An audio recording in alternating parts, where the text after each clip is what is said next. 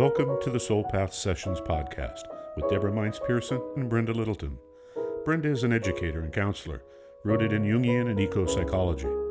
She helps her clients understand the importance of the mind, body, spirit, and earth relationship for healing. Deborah is a licensed psychotherapist and has been trained in traditional and sacred psychology, exploring from the ground up what makes our human experience meaningful, wholesome, and enlightening. Deborah and Brenda invite you to accompany them on a soul path journey as they explore the possibilities of living a more soulful life as therapists, seekers, and lovers of fate. So as I was looking at a poem, I wasn't even looking at it. I went out to lay on the couch last night under the stars and asked myself, I love poetry, but I don't know. I don't want to work at this. I'm tired. And so the poem came to me. I didn't have to work. And of course, because I have a phone, I just went right to the first stanza. The first line came to me, which is typical. And it's a T.S. Eliot poem from East Coker. It's called Wait Without Hope. I said to my soul, be still and wait without hope. For hope would be hope for the wrong thing. Wait without love, for love would be love of the wrong thing. There is yet faith, but the faith and the love and the hope are all in the waiting.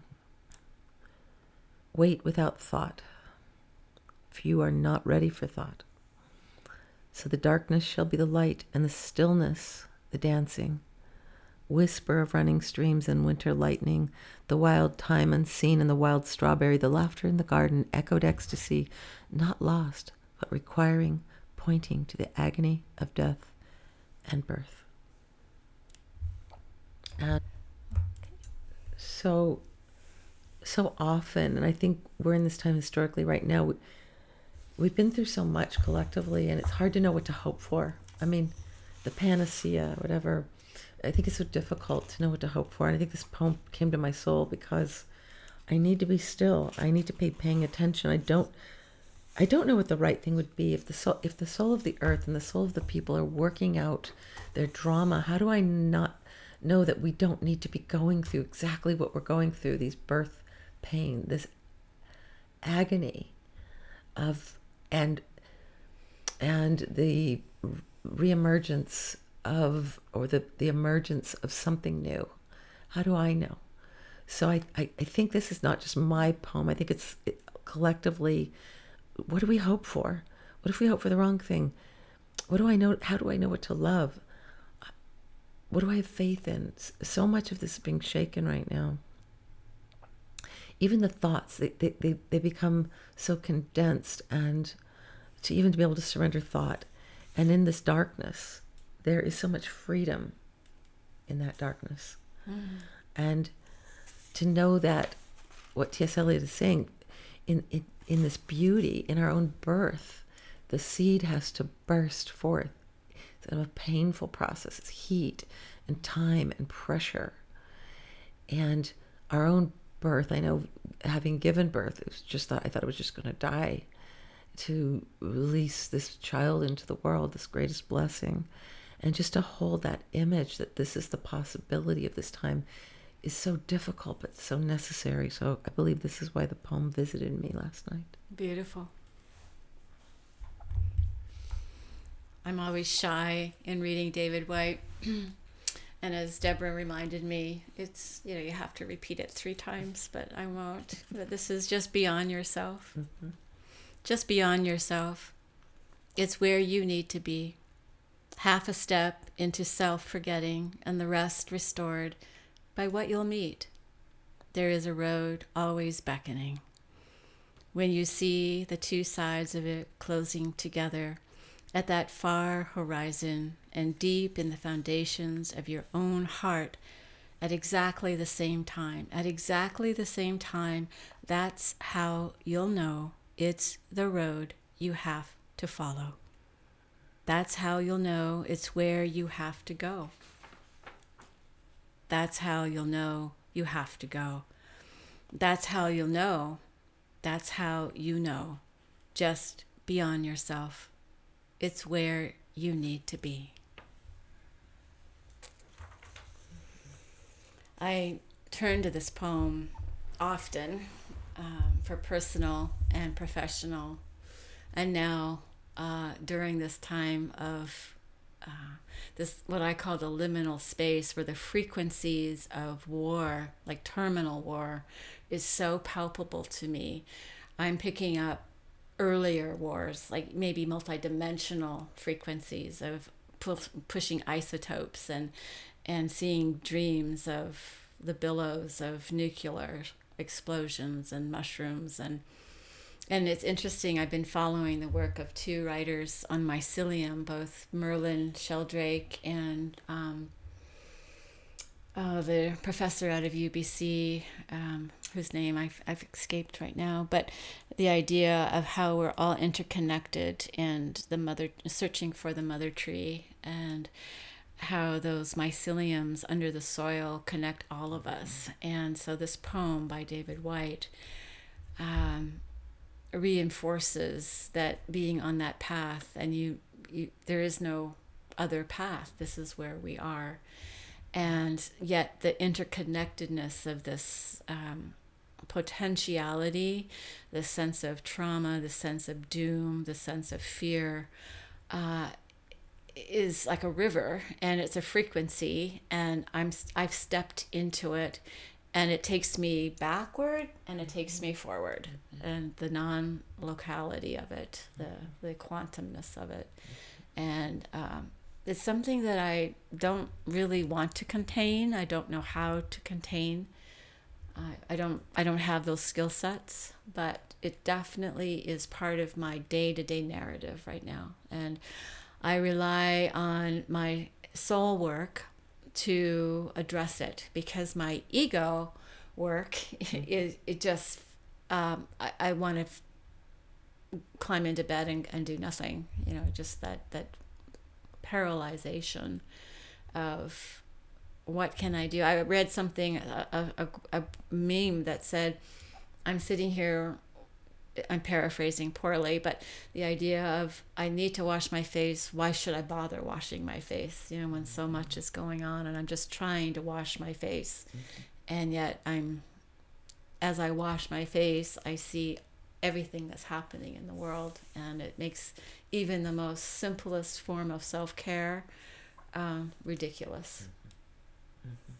Is it possible for us to play with what you just did with me, which was to find it in your body? Yes. Right. Okay.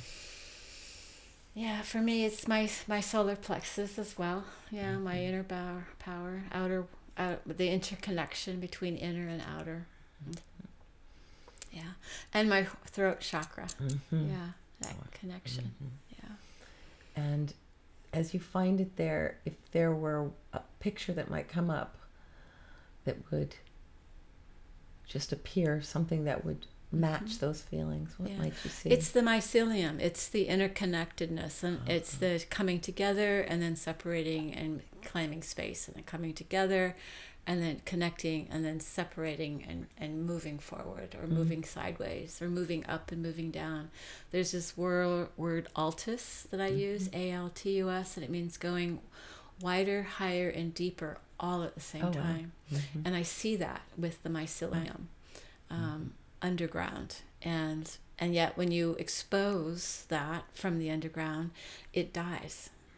It becomes parched, so it needs to be cloaked. It needs to have the soil. It needs to function underneath. Something happening under the surface. Yes. So if we take this to your mead-hall, Yes. and you use a little active imagination, what happens? There is a web, like a piece of fabric of mycelium. It's kind of like the over amplified version of Medusa. Instead of having all these snakes and moving around, it's all of these are extensions of mycelium, and they're moving around, and it's just this sheet of fabric it's full of mycelium, jetting out, kind of a combo of Medusa and octopi, which I adore as part of my table, and flowing, just flowing. But there's a lot of, actually now I see suction cups, and trying to land and connect and claim. Yeah. And so the name that comes is Merde. Merde. And it's been with me since I was about 3. And I think that's when I first studied the Olympian mythology. And so it's tied to that sense of being in bed, listening with my grandmother, reading a book and feeling safe. And so there's a sense of safety, and yet there's a sense of, it could be very frightening if you don't know its power. Yeah. Is the next question, because you look very different. You look very much, as you're saying this, you almost look like the flow. You're dancing with your hands, and your face is lightened up. And so I'm just asking you, like, what does your body feel like as you're describing this? I feel fluid, and it feels better than being stiff and paralyzed. Yeah. The idea of just seeing the mycelium and seeing the interconnectedness with octopus, with Medusa. There's a historic, and if I go into the ego, when I don't want to, I want to stay with soul. So there's a sense of motion, fluidity, a sense of there's lots of moving parts. Yeah. And I think the next question you asked, this is new to me, is how in the overworld, this expression, how can it be part of the overworld or the world outside the mead-hall? Can it be integrated? So I need to get out of my head because I'm back into the flow of the questions as opposed to being the recipient. So let's let you go back where what this entity that is. How does it serve me? How does it serve you? Yeah. Well, how does it serve me? How long has it been here? And how can I serve it? Yeah, what can I do for it? Yeah. It serves me. Well, the most important focus in my healing path is the connection with earth.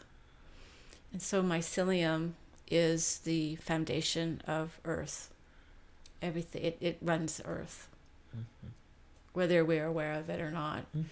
So I get a sense of, regardless of what's going on geopolitically or ego-wise, that there is an abundance of activity from underground in the soul world, from my own repressed and my own unconscious and collective unconscious, that's happening independent and ongoing. And yet, so I have this feeling of an alliance and a sense of, don't forget this. Don't forget, there's also this. Don't forget.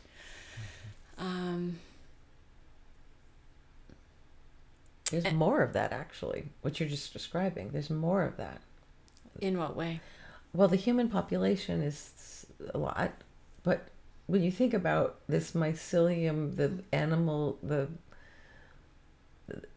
kingdom, queendom, there's so many more moving parts than we take into account on our news media. Like I hear, the underground is what I'm hearing you talk about, this powerful force underneath all things that includes all things, and we as human beings just kind of put a frame around what we're doing as if we weren't having these fibrous connections to everything, that they weren't moving while we're moving under the ground, up in the sky.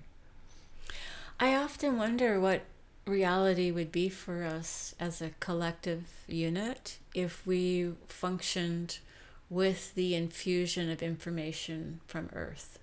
You know, as opposed to politics or economies or capitalism or territorial domains. You know, if we were to actually make our decisions and our goals from a similar space as how the Earth functions, that's the animistic part of my soul. You know, that's the devotion of being an animist.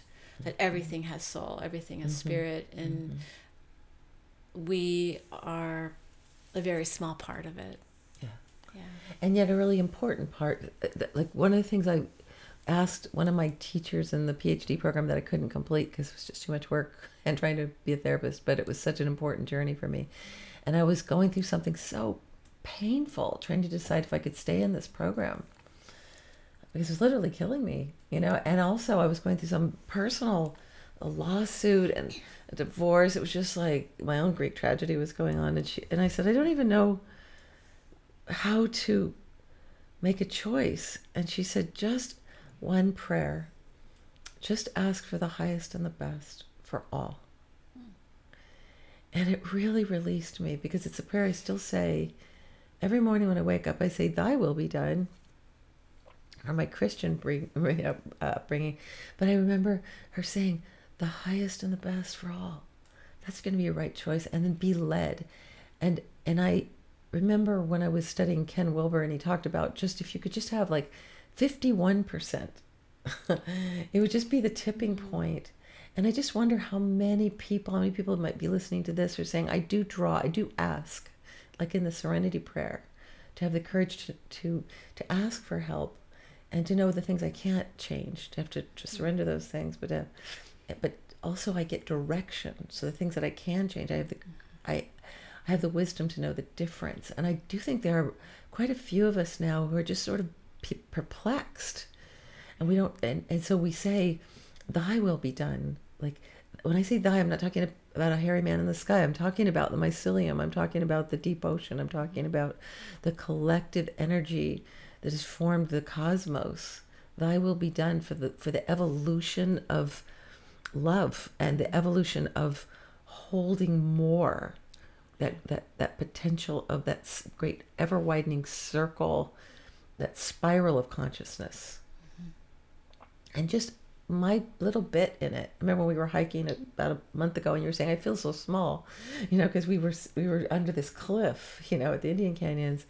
And this idea, just let me do my bit. And I just have this sense, there's quite a few of us saying, I don't know what I can do, but I'm open. Yeah. I'm just surrendered.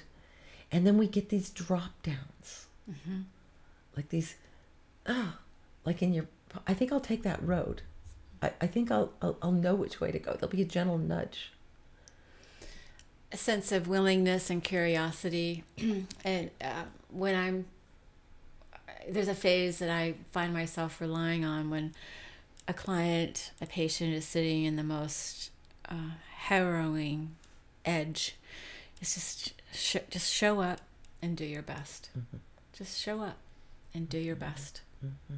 And that's it. Yeah, it's people think we know what we're doing. We do as therapists. This is a dirty little secret, but we also go into it like completely open, most of us. I mean, if we're dogmatic, we're probably not going to be very good therapists. Well, we're not behaviorists either. So. Right. I mean, there's certain things that are quite procedural, like we'll teach you a skill and then we'll be procedural. But so often we have this huge body of knowledge, and like the mycelium, we're just drawing from it in the moment. We're following the conversation, the thread of conversation, and the body of that person and what's needed in the moment in a really present way. So to me, to be a therapist it has to be soulful, because it has to come from that flow state, that humble place that we're drawing in the moment. That's quite mysterious. And I find so often, Brenda, when I'm doing a session, that the thing we were talking about in the beginning somehow comes around full circle. Do you ever notice this at the end of the hour? Well, let's say we started talking about horses or or a ball game or something. And for some reason, in the context of therapy, as the hour comes to full circle, it'll be reframed, that horse image or that ball game image or anything mundane, and it'll be like, oh, that was just like a tale we told. Yeah. We went around all the way around the circle. We got lost. We went on a heroic journey. We found resolution. And then they get up to leave, and they actually say the exact thing that they haven't said right before they go out the door. And it's like, that's the real issue, and there's no time. That's called, yeah, that's called a headache. That's how we go. But then that's the beginning of the next session, isn't it? It is. Yeah, that's how. Or something else comes along. Or something else comes along. They, that's an interesting idea, though. I know we're riffing on that a little bit, but that happens quite a bit. Why is it that the client will wait till the very last minute to tell you why they came as you're leaving? To me, that has to do with attachment wounds. Mm-hmm. Like, this idea that I'm afraid to tell you because you might not be able to, you might not care. So I'm going to tell you, I'm going to run out the door. Yeah. So for me, in my practice, I don't care unless our house burned down. I'll say, that thing you said when you just were grabbing the handle of the door or pushing the button to, turn off the computer. I want to start there. I want to start there because it's been bugging me, and it's also bugging me because it seemed really important, and you left it for last. Yeah. And there's someone inside of you who wanted to be heard, but he got pushed as an afterthought. Have you ever thought that the most important thing that you need to address is in your consciousness an afterthought? And I see that as the dance between ego and soul. Yeah. That the first 50 minutes or 60 minutes is ego, and then as they leave either the office or the screen, soul says, wait. Yeah. Yeah. Hey, you're not getting out of here without saying this. But time's up, and that's a boundary for ego. So there is that dance of ego and soul as well. Yeah, you can't be a therapist and not work with your own ego and soul. I was listening to CIIS, the California Institute of Integral Studies, has a wonderful presentation that I usually watch on YouTube. But they were just two therapists talking about this hide and seek game of therapy, and how as therapists we have to do our soul work ourselves, because whatever we're not dealing with walks in the door. That's what I notice. Like if I'm not dealing with my thing, it's like, did central casting just send you? Because like I remember when I was going through a divorce and it was just horrendous, and I really didn't know how to live as a human being going through that. And do you know how many people I walked in and said, well, my husband cheated on me, and I'm like, well, yeah, my husband cheated. I'm not allowed to tell you that, but I don't know how you navigate that, And mirrors, smoke and mirrors. Yeah, and mirrors that could light you on fire, and that was to me complete surrender, like not just having to surrender to the process. I'm working with a whole stable of people who want to write, and they end up facing all types of issues, over cleaning their house to having horrible relationships to getting sick and physical illness, all because of their commitment to writing. And that's pretty much my path too. And it was just like, oh my gosh, here who's teaching whom here? Who's teaching whom? Yeah, it just lights you up. And I've taught writing for 25 years at the university, and it was always the same conversation. So I don't know if it gets better. Last weekend I did a course with Jonathan Young and Ann Bach, and it's wonderful. Center for Story and Mystic Studies, that's the name of it. But they're wonderful, and they were telling the story of its wonderful life. But one thing Ann does, and she's an English teacher, she stops in the middle and just makes us write for 5 minutes after we've been immersed in something really juicy. So the emotions are running, and she does what you do. She'll give a prompt. Like, was there ever a time in your life that you felt lost and you didn't know something? Now put your pen down and don't remove it, and write for 5 minutes. And all you get is 5 minutes. So I found myself, each time that happens, the results are astonishing and soul-bearing, because it's not going to be good writing, right? It's not going to be good. It's going to be quick. Serve it up hot, kind of. And yet it's the seed. She says, don't put it through the shredder, whatever you've written. And I sometimes think I give myself no time to write. I write in the corners of time. Oh, that's a beautiful line. That's a good title of a book. That I'll never write. It's got to be deep and meaningful. Well, I have several prompts that we can in our future shows on self, that we could share our own, and then have our listeners participate as a call to action as well.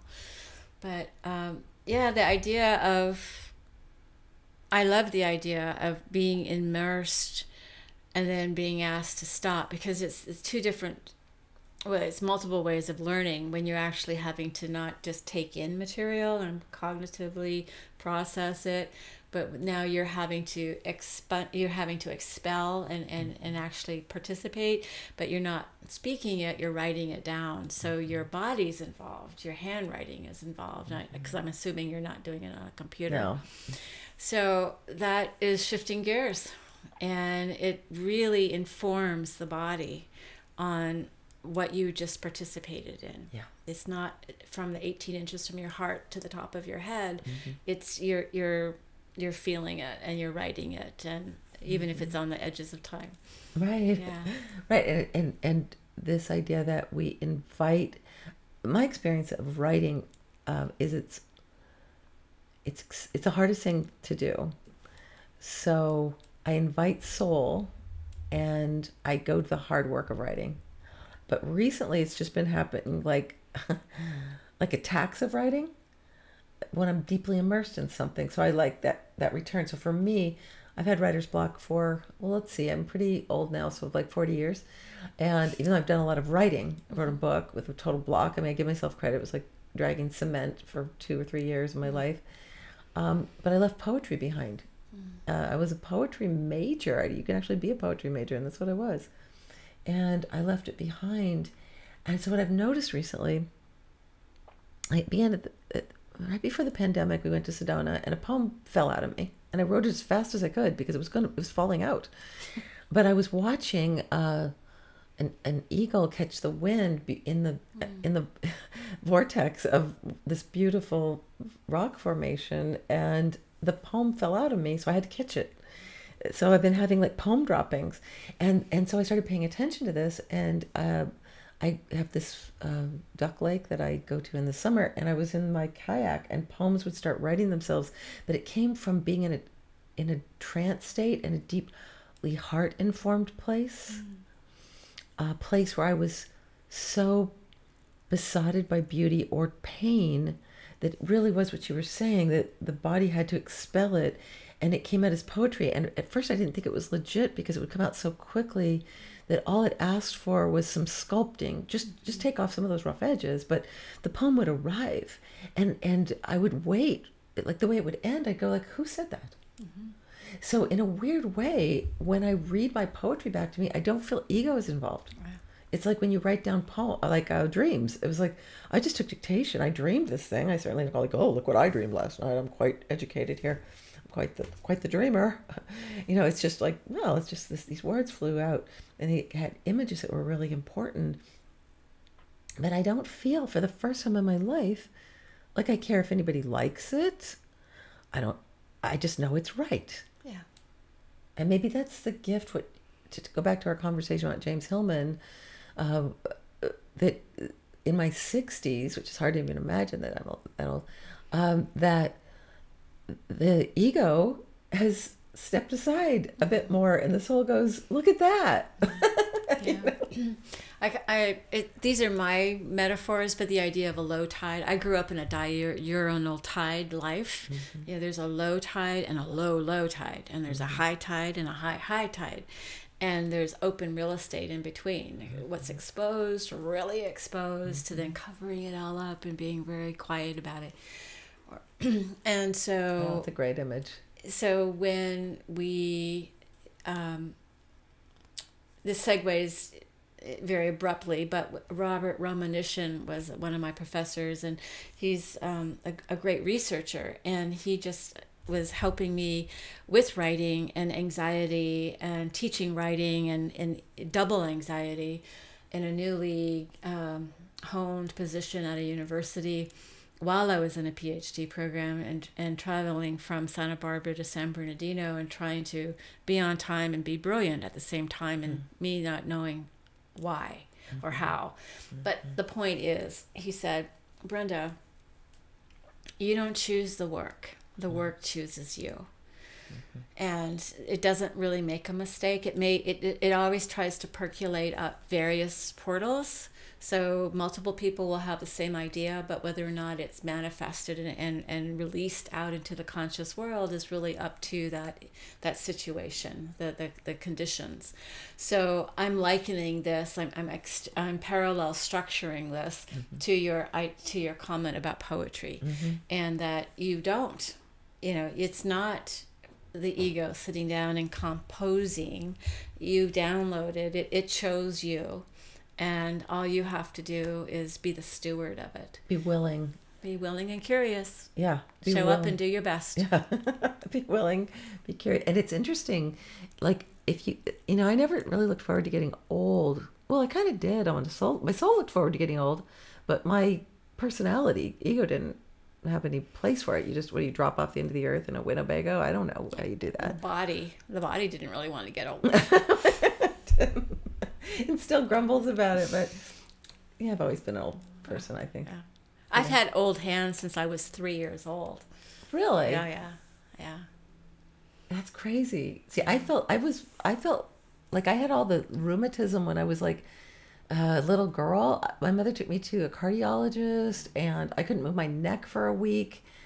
I would get spasms. I was constantly sick, and sometimes I couldn't see. And I'd have weird things happen to my body, like zits and sweat. And I just felt like there's a lot of shit going on, just being sick most of my adult life until I learned how to care for my body. So actually, as an older person, I feel better than I ever have in my life. Yeah. I know how to care for my body. But getting older is just kind of like, you got some white hair. So that's like when you get pubic hair or something. It's just I was just going to say pubic hair. It's such a shock when you see a gray hair that's a pubic hair and go, what the hell is that? Yeah. What is Gandalf that came and visited last night. And then it's just like, it's not adolescence. What are we going to call it? It's just this ushering into older age. I mean, it's older age. It's not old compared to the rocks we were hanging out with. But it's okay. Yeah. And you can work with it. Like when I was younger, I'd cover my zits with makeup, I guess. I don't cover my hair with hair color anymore, but this idea I can just work with the material. Yeah. I can just work with what it is. You can work with it artfully, right? Yeah. Work with it. Especially now that we're living older. I mean, I was on a Zoom birthday party with a woman turning 100, and she was reflecting on her 80s. And how she's so much better now. And I'm thinking, 80s is so far away from me. And here this woman is reflecting back when she was 80. And it just put such relativity in place. And I realized, oh my gosh. And that's when I started to work with my older self. And now I rely on my older self to guide me in many, the terror of life sometimes is like, wait a minute, I have an older self. Let's go and talk with her. Let's see how she did it. Let's see what her advice is. Well, how did she get through this? Mm-hmm. And it really helps. Now, that's a really great therapeutic exercise. It was what my life coach asked me to do when I was doing soul path sessions, so that I would start a new business as a spiritual life coach. And she basically said, it was just a year older. She said, it's December 31st, 2016, that 5 years ago, and she said, "So what have you done? So it is Christmas, and what have you done?" So I just wrote it from that place, and everything manifested. Wow! Because I just sat there. I had a candle in my mind. I was sitting at this table, this wooden desk. It was just in my imagination, but I wrote out what I had looked back on, and I think that's just a marvelous. I've done that in group. I invite our listeners to do this exercise, look into the future, and where are you? Ask your older self, how did you get there? Like, how did you get there? Good. Yeah. What was the process? It's not an intellectual one as it's so much as have the body remember. Because as a quantumist, just the idea is nonlinear. We can go back and deal with our younger child. We can go ahead in the future and deal with our older self the same way. And so how did we get here? What did we do? This is one of the things I did. It was like to call towards myself conversations with people that are interesting and awake. That would be definitely on there. Like find the glittery people. And there's this book called Castle of the Pearl that I came across when I was a young woman, and I didn't know anybody because I just moved back to California and I was pretty much stranded with a mentally ill dad and lots of troubles.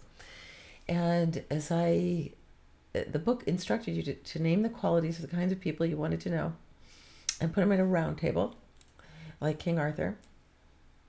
And once you named maybe the historical people, like if you wanted to sit with Gandhi or whoever, you just put them at the table.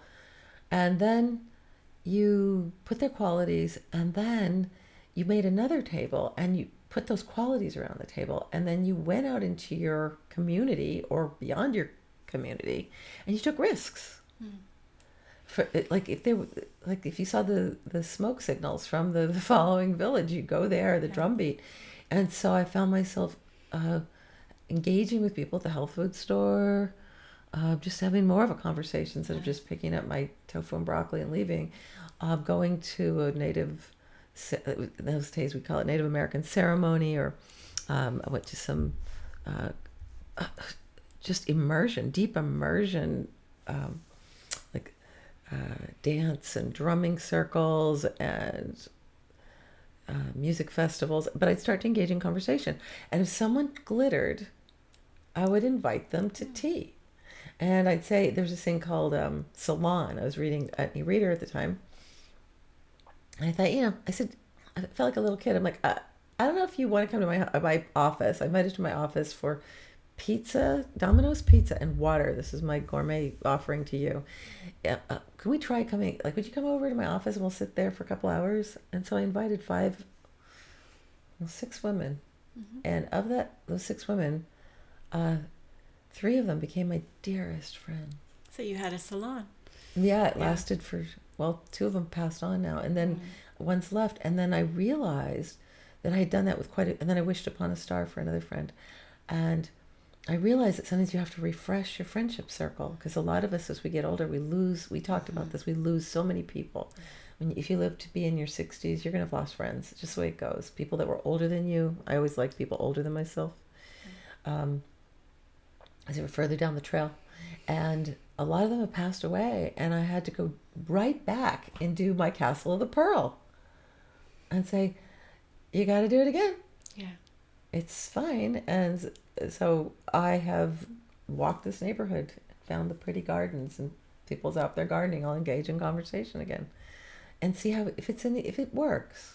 It's not my business. Who's my friend? It sounds like the perfect blend of curiosity and showing up, and non-judging of your outcomes. You're willing just to see what comes.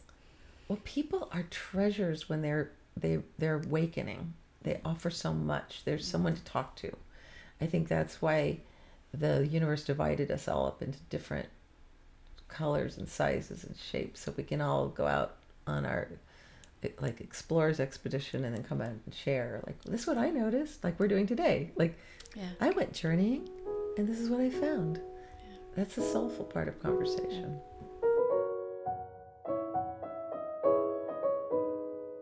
And that concludes this week's episode of the Soul Path Sessions podcast with Deborah Mines-Pearson and Brenda Littleton. If you'd like to hear more about living a more soulful life, please subscribe to our channel on your favorite podcast app, and be sure to check out the show notes and links below.